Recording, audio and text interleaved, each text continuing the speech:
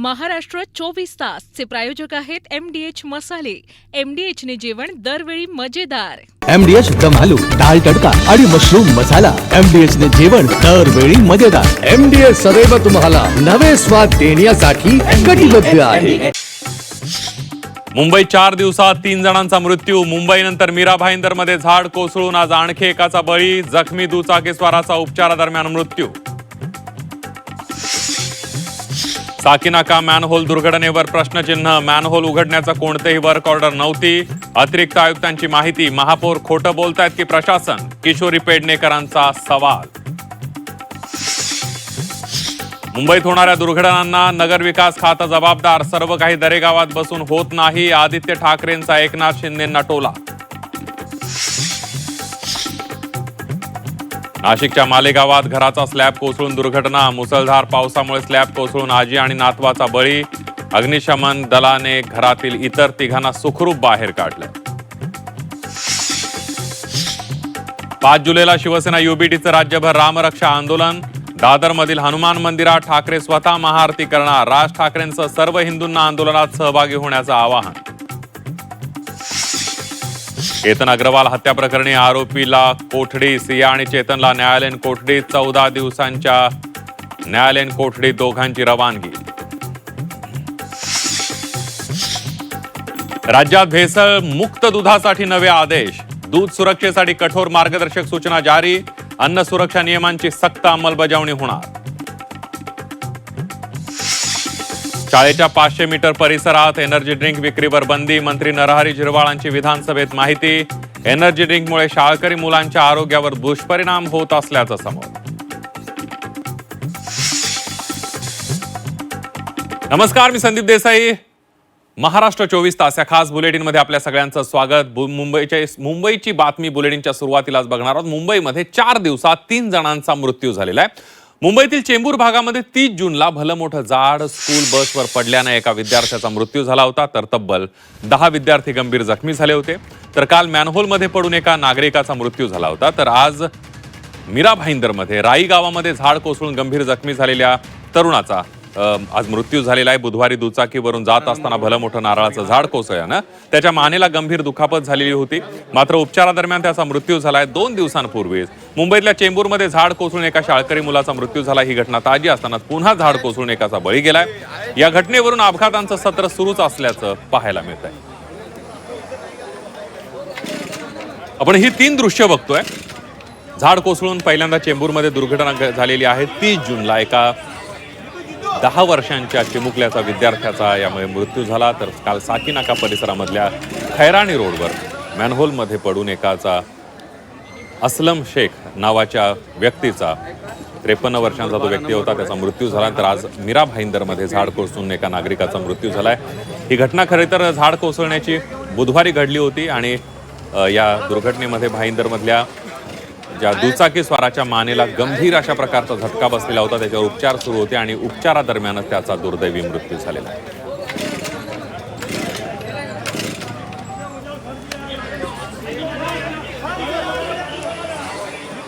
यानंतर बातमी आहे झी 24 तासच्या इम्पॅक्टची. झी 24 तासच्या रियालिटी चेक नंतर प्रशासनाला जाग आल्याचं पाहायला मिळालं. उघड्या मॅनहोलवर झाकणं बसवण्यात आलेली आहेत. मॅनहोलच्या बाजूला बॅरिगेटिंगही सुद्धा करण्यात आलेली आहेत. झी 24 तासनं उघड्या मॅनहोलचा रियालिटी चेक केला आणि त्यानंतर प्रशासनाला जाग आल्याचं पाहायला मिळालं. उघड्या मॅनहोल्सवर झाकणं बसवण्यात आलेली आहे.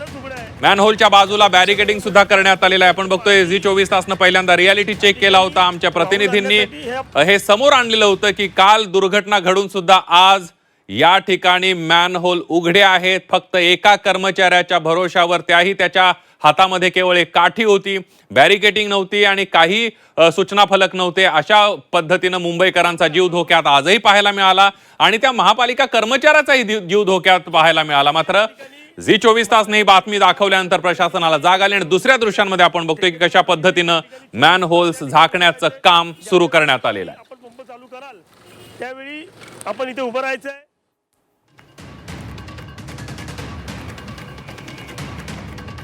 मी तुमचं अभिनंदन करतो की तुम्ही ग्राउंड रिपोर्ट घेण्यासाठी तिथं रोडवर गेलात. तुम्ही ते बघितलं. 70,000च्या आसपास मॅनहोल्स आहेत आणि त्यात अंदाजे 10% तरी उघडी असतील, नाही तर तुटलेली असतील. आता त्याच्यातच एक असलम शेख नावाच्या एका व्यक्तीचा तिथं मृत्यू झाला आणि काही दिवसांपूर्वी एका महिलेचा मृत्यू झाला होता आणि याच्यात दरवर्षी 6 लोकांचा मृत्यू होतो. आता हे मेंटेन करण्यासाठी, गटर साफ करण्यासाठी, झाडं जी पडणार आहेत ती तोडण्यासाठी किती रुपये खर्च केला जातो वर्षाला? तर 300 कोटी रुपये खर्च जातो. असं आहे की असे अनेक मॅनहोल उघडे आहेत, होत राहतील आणि त्याच्यामध्ये माणसांची जीवितहानी होतच राहणार आहे. याचं कारण असं आहे की सत्ताधाऱ्यांना फक्त आणि फक्त एकच वाटतंय की लोक आम्हाला प्रत्येक निवडणूक ही आम्हाला जिंकून देत आहेत, आम्ही प्रत्येक निवडणूक आम्हीच जिंकतोय, त्यामुळं आम्ही करतोय ते सगळं योग्यच करतोय, बरोबर करतोय, अशा भ्रमात सरकार असल्यामुळं अशा पद्धतीचे कितीही अपघात झाले तरी सरकारचे डोळे उघडतील ही अपेक्षा करणं चुकीचं आहे. साकीनाका मॅनहोल दुर्घटनेवर आता प्रश्नचिन्ह उपस्थित झालेलं आहे, कारण मॅनहोल उघडण्याबाबत कुठलीही वर्क ऑर्डर नव्हती अशी माहिती मुंबई मनपाचे अतिरिक्त आयुक्त अविनाश ढाकणे यांनी दिलेली आहे आणि त्यामुळे वर्क ऑर्डर नसताना झाकण कुणाच्या सांगण्यावरून उघडला असा प्रश्न आता उपस्थित केला जातोय.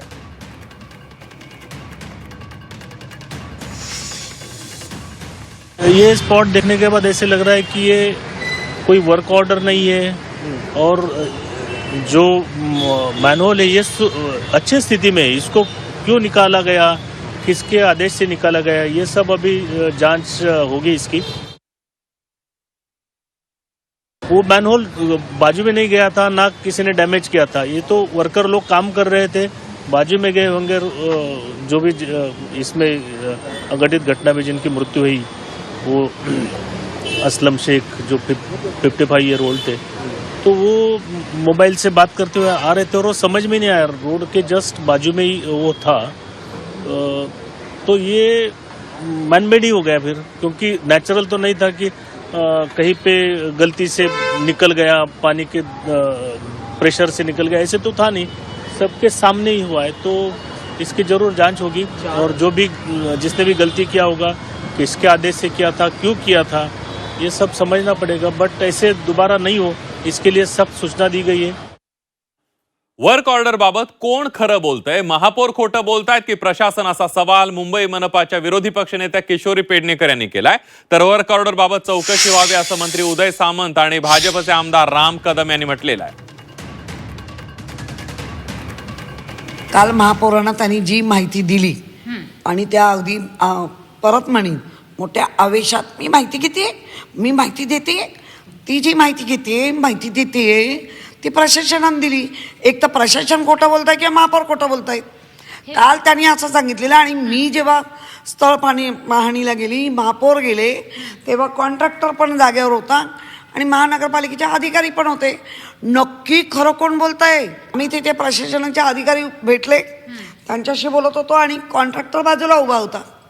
एक कॉन्ट्रॅक्टर पळून गेला, पण त्याची जी कामं करणारी माणसं होती ती तिथे मध्ये मध्ये बोलत पण होती. बघा व्हिडिओत की हमने खोला, हम थोडा का तो तब तक गिरा.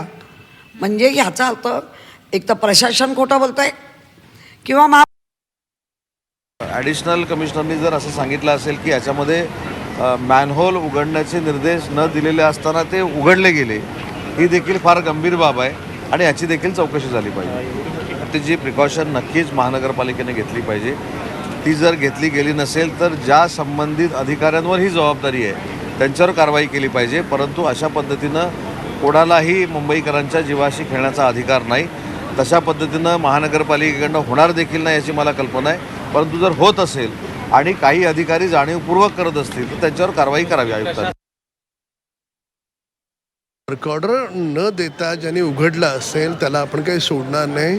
त्यांना आपण जे काही कुठं एक निष्पाप जीव आपण गमावला आहे, तर नेमकं वर्क ऑर्डर नसताना मग कुणी उघडला, काय कारण, हे आपल्याला तपासून त्याच्यावर कारवाई आपण करणार.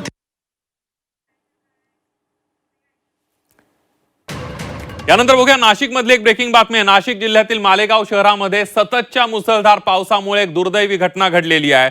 कलेक्टर पट्टा परिसरामध्ये महारुद्र हनुमान मंदिराशेजारी असलेल्या घराचा स्लॅब अचानक कोसळल्यानं आजी आणि नातवाचा जागीच मृत्यू झालाय. दुर्घटनेच्या वेळी घरात 5 जण उपस्थित होते.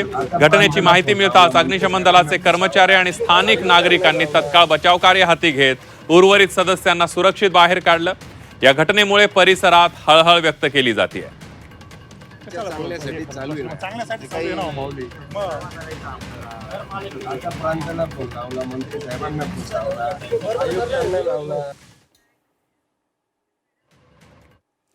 यानंतर बातमी नवी मुंबईतली आहे. मुसळधार पावसामुळे नवी मुंबईतील कोपरखैरणे सेक्टर 14 परिसरामध्ये रस्त्यावर एक भलं मोठं झाड कोसळल्याची घटना घडली आहे. सुदैवानं झाड कोसळत असताना तिथून कोणतंही वाहन किंवा नागरिक जात नसल्यानं मोठी दुर्घटना टळली आहे. घटनेची माहिती मिळता स्थानिक लोकप्रतिनिधींनी घटनास्थळी धाव घेत परिस्थितीची पाहणी केली आणि त्यानंतर अग्निशमन दलाने तातडीनं घटनास्थळी पोहोचून कटरच्या सहाय्यानं झाडाचे तुकडे करून रस्ता वाहतुकीला मोकळा केलाय. दरम्यान अशा धोकादायक झाडांची प्रशासनाने नियमित पाहणी करून अपघात होण्यापूर्वीच ती हटवावीत अशी मागणी स्थानिक नागरिक आणि लोकप्रतिनिधींनी केलेली आहे.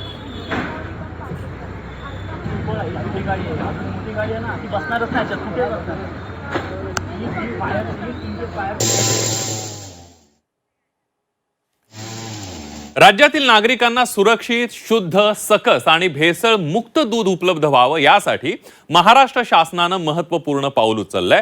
दूध आणि दुग्धजन्य पदार्थांच्या संपूर्ण पुरवठा साखळीवर अन्न सुरक्षा आणि गुणवत्ता मानांकनाची प्रभावी अंमलबजावणी करण्यासाठी राज्यव्यापी मार्गदर्शक सूचना जारी करण्यात आलेल्या आहेत. दूध संकलन प्रक्रिया, साठवणूक, वाहतूक, वितरण आणि विक्रीच्या प्रत्येक टप्प्यावर हे नियम बंधनकारक असतील. भेसळ रोखणं, ग्राहकांच्या आरोग्याचं संरक्षण, प्रामाणिक दूध व्यावसायिकांना प्रोत्साहन देणं आणि आधुनिक अन्न सुरक्षा व्यवस्थेची प्रभावी अंमलबजावणी करणं हा या निर्णयामागील प्रमुख उद्देश असल्याचं शासनानं स्पष्ट केलंय.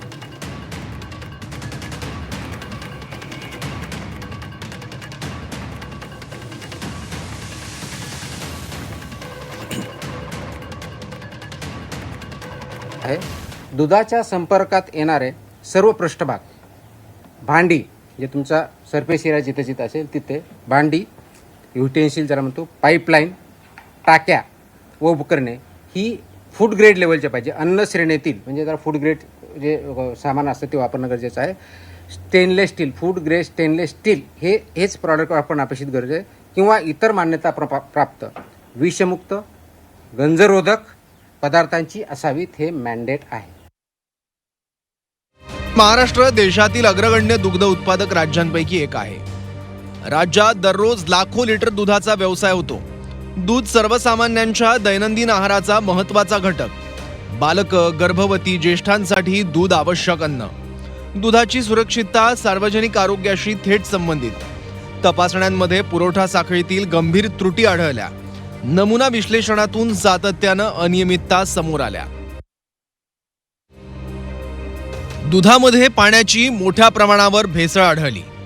कृत्रिम सिंथेटिक दूध तयार करून विक्री सुरू. युरिया डिटर्जंटसह घातक रसायनांचा वापर उघड. मिल्क फॅट आणि SNF मानकांचं उल्लंघन. अफ्लाटॉक्सिन, M1 आणि अँटीबायोटिक अवशेष आढळले. शीतसाखळी नियमांचं पालन न करणं. विना परवाना आणि विना नोंदणी दूध व्यवसाय. चुकीच्या लेबलिंगमुळे ग्राहकांची मोठ्या प्रमाणावर दिशाभूल.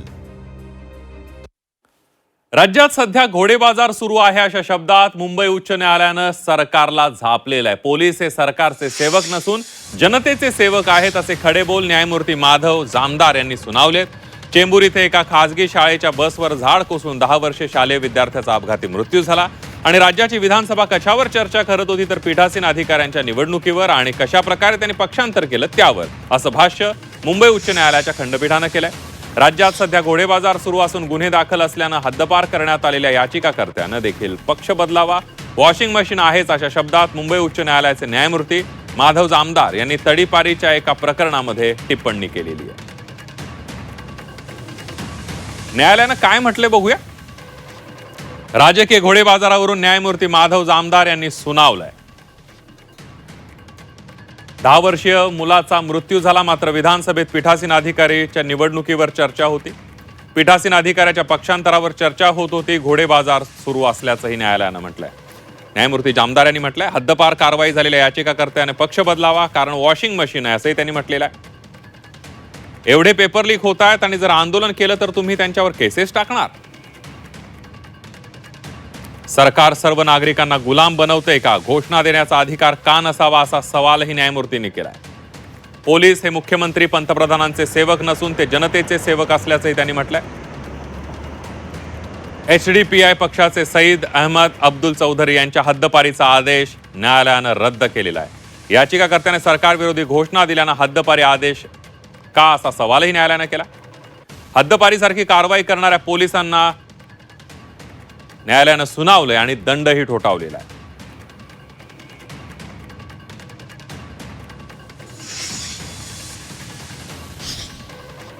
कोणाचा तरी आत्मा जागा आहे.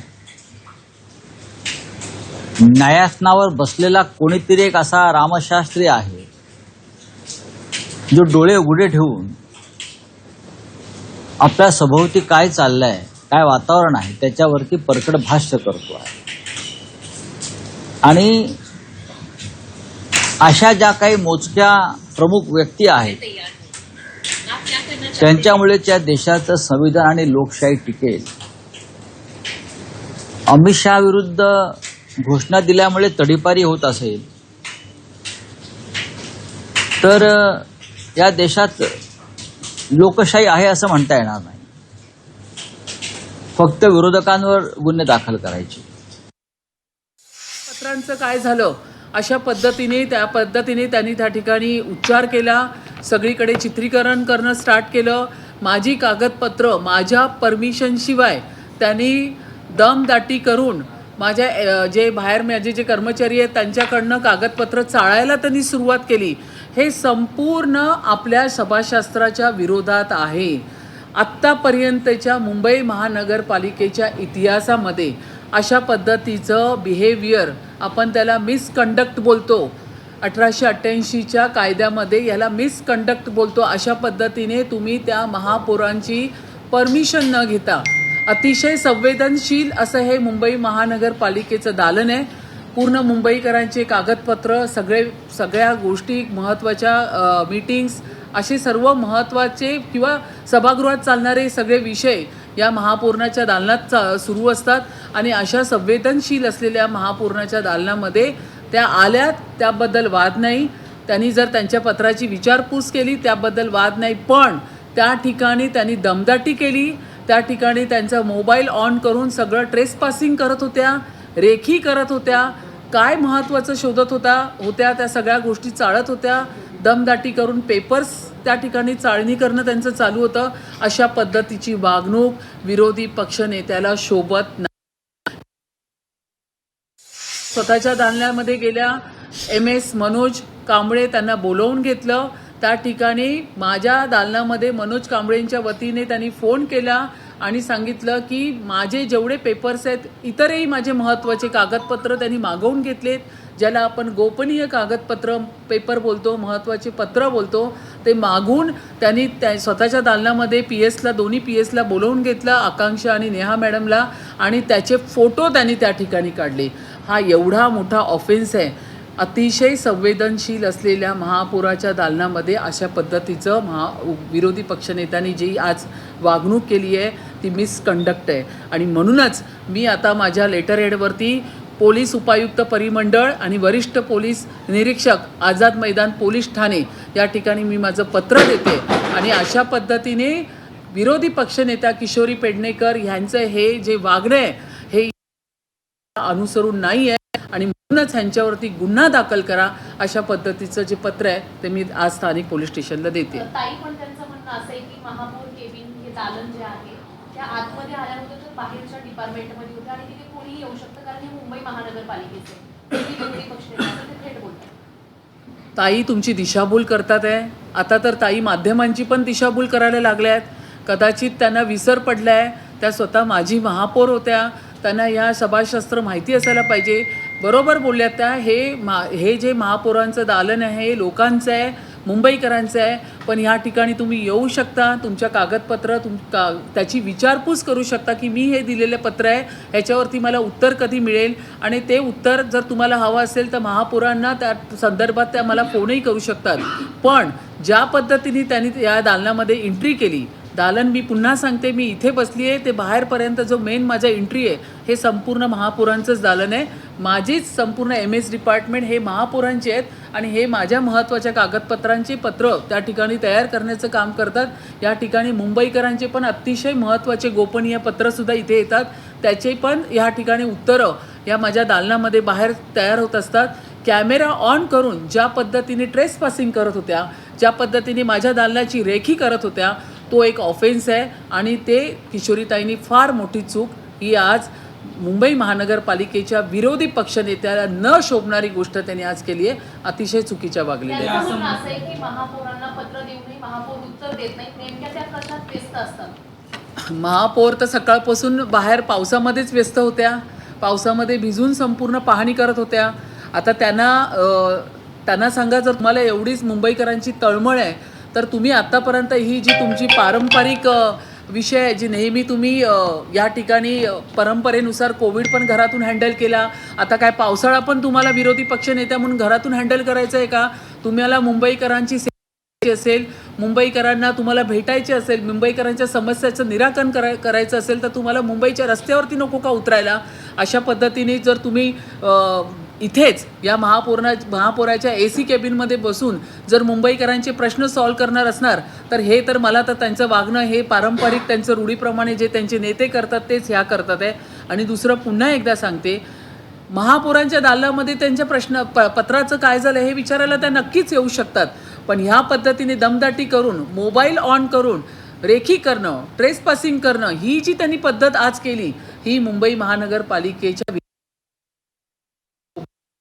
आतापर्यंतच्या पूर्ण इतिहासामध्ये अशा पद्धतीने कुठल्याच विरोधी पक्षात नेत्यांनी काम केले नाही जे आज किशोरी पेडणेकर यांनी करून दाखवले. 30 मार्चला यशोधर फणसेंनी पत्र दिलं होतं, त्याच्यानंतर अनेक पत्रव्यवहार झाले, पण पावसाळ्यापूर्वी कुठलेही सभागृह बोलवण्यात आलं नाही. स्थायी समिती सदस्यांच्या पत्राला मान दिला जात नाही, नगरसेवकांच्या पत्राला मान दिला जात नाही, तर सर्वसामान्यांचे प्रश्न काय सोडवतील ह्या महापौर, असा जे तुमच्यावर जो तो आरोप केला त्यांनी. खोटं बोलायचं पण रेटून बोलायचं ही आता सवय ही उभाटा आणि त्यांच्या नेत्यांसहित त्यांच्या कार्यकर्त्यांसहित सर्वांनी सुरू केलेली आहे. मुंबई महानगरपालिकेची आता सातत्याने मी जी आठवडाभर मीटिंग घेतली, पावसाळा सुरू होण्यापूर्वी नालेसफाईच्या बाबतीत चर्चा झाली 5 तास, त्यानंतर पिण्याच्या पाण्यासाठी चर्चा झाली 5-6 तास, रात्री 12 वाजेपर्यंत सभागृह चालवला. विरोधी पक्षनेत्या तर बोलून निघून जातात, प्रत्येक वेळा जर तुम्ही पाहिलं तर त्या निवेदन देतात, त्यांचं बोलतात, पण त्याच्यानंतर ऐकायला त्या थांबत सुद्धा नाहीत. त्या नेहमी मला सांगतात थांबा मी 5 मिनिटात येते, असं करून त्या कायम निघून जातात. त्यांच्यासाठी सांगा, विरोधी पक्षनेत्यांना सांगा किंवा यशोधर फणसेंना सांगा, ह्या सगळ्या मीटिंग, ह्या सगळ्या सभा मी सभागृहामध्ये आत्ता ज्या जून महिन्यामध्ये झाल्या त्या सगळ्या सभागृहामध्ये ह्या सगळ्या गोष्टींची रात्री 12-12 वाजेपर्यंत चर्चा घडवली. AMC बांगर, त्या ठिकाणी commissioner, additional commissioner Vipin Sharma ji असेल, ज्यांच्याकडे आरोग्य खातं होतं, शिक्षण ज्यांच्याकडे होतं, अतिरिक्त आयुक्त ढाकणे साहेब होते, त्या सगळ्यांना बसवून आणि आत्ताच ज्या नवनियुक्त झालेल्या आपल्या लवंगारे मॅडम असतील त्यांनासुद्धा बसवून रात्री 12पर्यंत सगळ्या विषयांवरती मी हा सभागृह चालवलेला आहे. परंतु आता ह्यांच्याकडे काही मुद्दे राहिले नाही आहेत. अशा पद्धतीने काम करणाऱ्या महायुतीला या ठिकाणी महापौरांना असतील किंवा शिंदे गटाच्या सगळ्या नगरसेवकांना किंवा भारतीय जनता पक्षाच्या नगरसेवकांना अशा पद्धतीने ट्रोल करून फक्त त्यांच्या केबिनमध्ये घुसायचं. ताईंना सांगा, ही तुमची जी जुनी टॅक्टिस आहे ना उबाटाची, ही आता चालणार नाही. या पद्धतीने अशा पद्धतीने तुम्ही घुसखोरी करून, दमदाटी करून, या पद्धतीने ह्या इकडच्या सगळ्या स्टाफला घाबरवून इकडची जी गोपनीय कागदपत्र परत आपल्या केबिनमध्ये घेऊन त्याचे फोटोग्राफ्स काढणं हे काही योग्य नाही. या सगळ्या गोष्टी या ठिकाणी आता खपवून घेतल्या जाणार नाही आणि या सगळ्या गोष्टीची जबाबदारी इकडचे जे MS आहेत मनोजजी, त्यांच्यावरती मी निश्चित करते की त्यांनी माझ्या दालनातले गोपनीय पत्र जी मी जस्ट आजच सही करून पाठवली होती, ती पत्र माझ्या PS कडनं त्यांनी त्यांच्या दालनामध्ये कशी मागवून घेतली याचं उत्तर पण मी MS कडनं घेणार आहे. मुंबईला अलर्ट दिलेला आहे, तरीही महापौर ज्या त्या 6 तास काळ घटनास्थळी पोहोचल्या नाही. तुमच्या त्या प्रकरणावर सुद्धा टीका जी ती विरोधी पक्षातले सगळेच जण करतात. मी काल त्या ठिकाणी पोचले. मी कालच सांगितलं होतं की माझी मामी 90 वर्षाची आहे, ती आजारी होती, ती सिरियस आहे, तिला बघण्यासाठी मी पनवेलला गेली. मी फक्त बघून तशीच गाडी रिटर्न केली. जेव्हा मला कळालं 11-11:15च्या दरम्यान एक व्यक्ती मॅन्युअलमध्ये पडला आहे, मी ती गाडी रिटर्न करून डायरेक्ट मी लोकेशनवर पोचले मी त्या कुटुंबियांना पण भेटले, मी त्या सगळ्या गोष्टीची शहानिशा पण केली आणि माझं फोनो गाडीमध्ये कंटिन्यू सगळ्या प्रसारमाध्यमांबरोबर चालू होतं. प्रत्येकाला मी उत्तर देत होती. ऑन द स्पॉट आम्ही वॉर्ड ऑफिसर सहित 4 जणांना त्या ठिकाणी निलंबित केलं आणि त्या मृत व्यक्तीच्या कुटुंबियाला 10 लाखाची मदत सुद्धा मी तिथे जाऊन जाहीर केलेली आहे. तुमच्या सूचनेनुसार अनेक अधिकाऱ्यांचं निलंबन तुमच्या सूचनेनुसार झालेलं आहे. कालच्या प्रकरणानंतर पण निलंबनाची कारवाई झाली, पण आज ढाकणे सर असं म्हणतात की या मॅनहोलचं काम करण्याचं कुठलंही कंत्राट नव्हतं किंवा कुठलीही पत्रक काढलं गेलं नव्हतं, तरीही काम केलं गेलं. नाही, हा चौकशीचा भाग आहे. या ठिकाणी बिपिन शर्मा यांची एक चौकशी समिती आपण नेमलेली आहे. 3-4 दिवसामध्ये त्याचा संपूर्ण अहवाल येईल. अहवाल आल्यावरती तो तुमच्यापर्यंत सादर केला जाईल. ज्या काय मुंबईमध्ये दुर्घटना झालेल्या आहेत, सातत्याने पत्रव्यवहार करून देखील प्रशासन आणि सत्ताधारी जागा झाले नाहीये, म्हणून मी या दालनामध्ये आलो. तसं एकूणच किशोर पेडणेकर आम्ही पण तेवढे संवेदनशील आहोत. या ठिकाणी आत्ता सांगा, पहिल्यांदा जर तुम्हाला मुंबईची एवढीच काळजी असेल तर ह्या AC दालनामध्ये बसणं बंद. महाराष्ट्र 24 तासचे प्रायोजक आहेत MDH मसाले. MDH ने जेवण दरवेळी मजेदार. आरोग्य न्यूट्रिशन मिळे, बॉडी किती स्ट्रॉंग बने, कमी खाऊन पोट भरे, डायजेशनला नाही धोका. MDH सोया टीम अस्सल प्रोटीन. MDH